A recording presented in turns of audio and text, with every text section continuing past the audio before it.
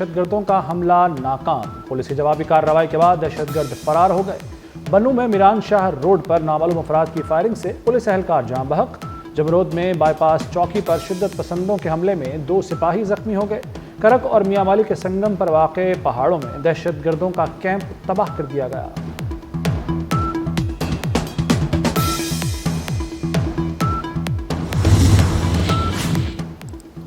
وزیر داخلہ محسن نقوی کا حملے ناکام بنانے پر کے پی پولیس کو خراج تحسین، کہا پولیس نے بہادری سے خارجی دہشت گردوں کا مقابلہ کیا۔ پولیس دہشت گردوں کی سرکوبی کے لیے ہر اول دستے کا کردار ادا کر رہی ہے۔ ہم سب مل کر دہشت گردوں کے مذموم عزائم کو ناکام بنائیں گے۔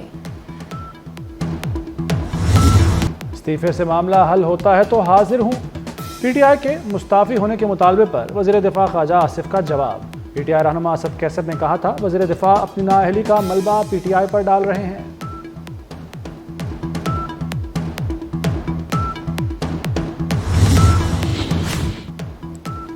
ریاستی اداروں کے خلاف نفرت انگیز مہم اور مبینہ ٹویٹس کا کیس، بنی گالہ سے گرفتار پی ٹی آئی کارکن حیدر سعید اسلام آباد کی ضلعی عدالت میں پیش۔ عدالت نے 3 روزہ جسمانی ریمانڈ پر ایف آئی اے کے حوالے کر دیا۔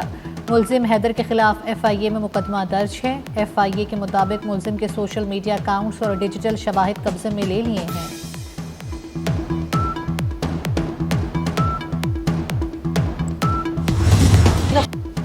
پی ٹی آئی کا سوشل میڈیا ونگ دہشت گردوں کی حمایت کی مہم چلا رہا ہے۔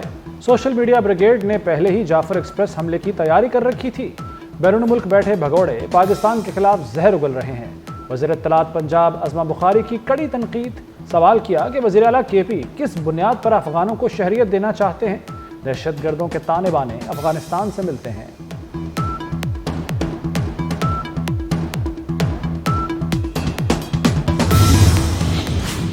کوئٹہ سے اندرون ملک ٹرین سروس بحال نہ ہو سکی، ریلوے حکام کے مطابق ٹریک پر مرمتی کام جاری ہے۔ 3 روز میں ٹریک آپریشن کے لیے تیار ہو جائے گا۔ سیکیورٹی کلیئرنس سے ملتے ہی ٹرین سروس بحال ہو جائے گی۔ متاثرہ جعفر ایکسپریس کا انجن سپی پہنچا دیا گیا۔ دہشت گردی سے جعفر ایکسپریس کے انجن اور 5 بوگیوں کو نقصان پہنچا تھا۔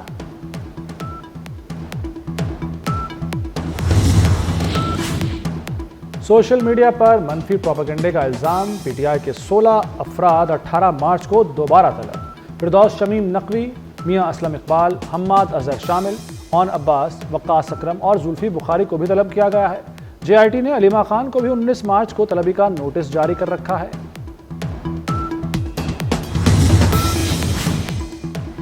جوڈیشل کمپلیکس حملہ کیس، مسلسل غیر حاضری پر مراد سعید، حماد اظہر اور فاروق حبیب اشتہاری قرار۔ اسلام آباد کی انسداد دہشت گردی عدالت نے واسق قیوم عباسی، راجہ بشارت سمیت متعدد غیر حاضر ملزموں کے وارنٹ گرفتاری جاری کر دیے۔ دستیاب ملزموں کی حاضری کے بعد کیس کی سماعت ملتوی کر دی۔ پی ٹی آئی رہنماؤں کے خلاف تھانہ رمنا میں 2 مقدمات درج ہیں۔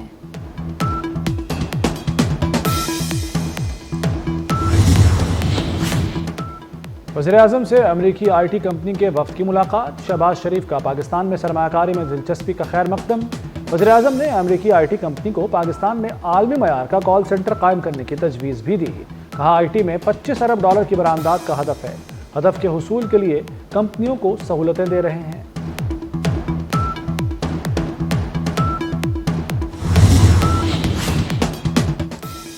وفاقی سرکاری ملازمین کے الاؤنسز اور پے اسکیل پر نظر ثانی کی فی الحال تجویز زیر غور نہیں۔ ہائرنگ اور سیلنگ بڑھانے کا معاملہ زیر غور ہے۔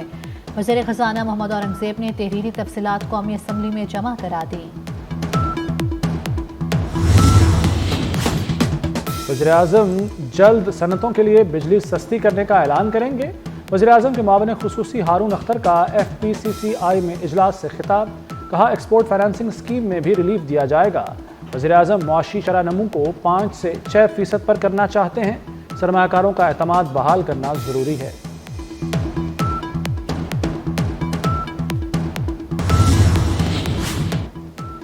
معروف مذہبی اسکالر ڈاکٹر ذاکر نائک کی جاتی عمرہ آمد، قائد مسلم لیگ نون میاں نواز شریف سے ملاقات کی۔ لیگی قائد نے دین اسلام کے فروغ کے لیے خدمات کو سراہا۔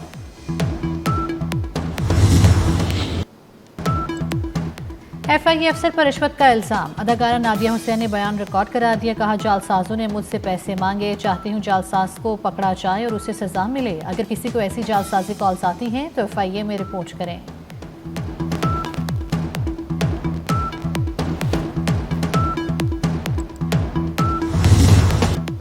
OGDCL کامیابیوں کی راہ پر گامزن، OGDCL کا اٹک میں کنویں سے گیس اور کنڈنسیٹ کی دریافت کا اعلان۔ کنویں میں 4942 میٹر گہرائی سے نئی دریافت کی گئی۔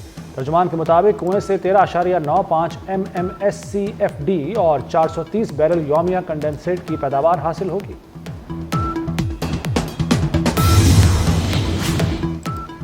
تنگوانی میں ڈاکوں کی فائرنگ سے وین ڈرائیور کا قتل، ورثاء کا ملزموں کی گرفتاری کے لیے انڈس ہائی وے پر دھرنا۔ احتجاج کے باعث سندھ، پنجاب اور بلوچستان کے ٹریفک معطل، گاڑیوں کی قطاریں لگ گئیں۔ مظاہرین نے پولیس چیک پوسٹ کو بھی آگ لگا دی۔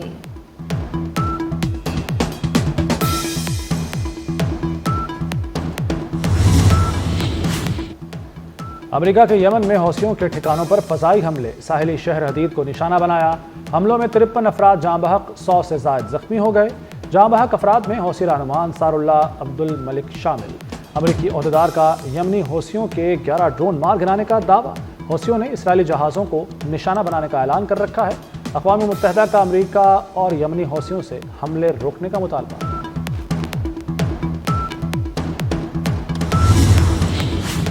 امریکی صدر ڈونلڈ ٹرمپ نے کل روسی صدر پیوٹن سے رابطے کا اشارہ دے دیا۔ کہا ٹیلی فونک گفتگو میں روس یوکرین جنگ بندی کی 30 دن کی تجویز پر بات کروں گا۔ پیوٹن جنگ بندی پر راضی نہ ہوئے تو یہ بری خبر ہوگی۔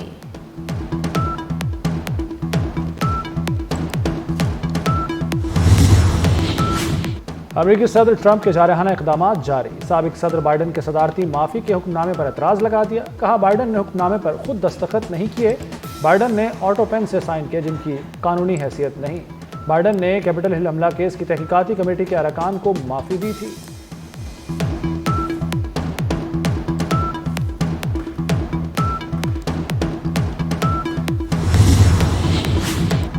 بھارتی فوجیوں کی مقبوضہ جموں کشمیر میں دہشت گردی جاری۔ بھارتی فوج کے ہاتھوں نوجوان کی شہادت، خواتین سراپا احتجاج کرتی خواتین پر فوجیوں کا تشدد۔ بھارتی فوجی خاتون کو ٹھوکریں مارتا رہا۔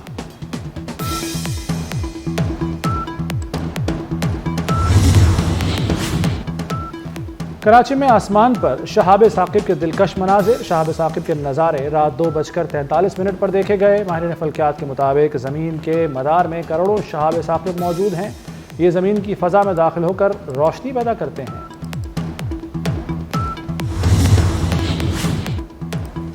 امریکی خلابازوں کی 9 ماہ بعد کل زمین پر واپسی کی راہ ہموار۔ امریکی خلابازوں کو واپس لانے کے لیے space x capsule international space station پہنچ گیا۔ امریکی خلاباز بوچ ولمنور اور سینی ولیمز 9 ماہ سے ISS پر موجود ہیں۔ دونوں خلاباز 8 روز کے لیے انٹرنیشنل اسپیس اسٹیشن پر گئے تھے۔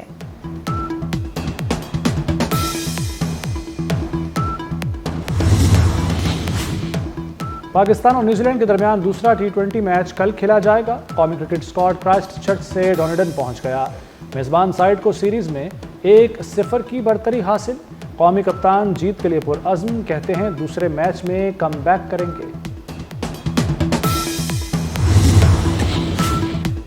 PSL سیزن 10 کی ٹرافی کی یونیورسٹی آف لاہور میں نمائش۔ اوپننگ بلے باز فخر زمان اور CCO PSL Salman Naseer trophy لے کر پہنچے۔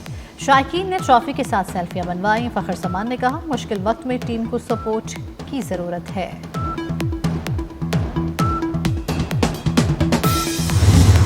کرداروں میں حقیقت کا رنگ بھرنے والے اداکار عابد علی کی 73ویں سالگرہ۔ ڈرامہ وارث سے شہرت پانے والے عابد علی کو پرستار آج تک نہ بھولے۔ اور سائنس فکشن اور کامیڈی فلم مکی 17 کا باکس آفس پر راج۔ ہالی ووڈ فلم نے دنیا بھر میں 25 ارب سے زائد کا بزنس کر لیا۔